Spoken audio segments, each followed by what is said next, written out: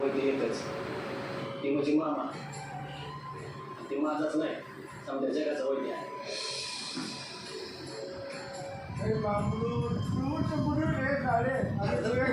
त्यासाठी सांगावं मामाचं सेवकरी आहे. त्यांनी मामाचं सांगावं दिलं आहे. माझ्यासाठी सांगावं आहे. सांगते काय मामा तुझी आठवण काय देखता का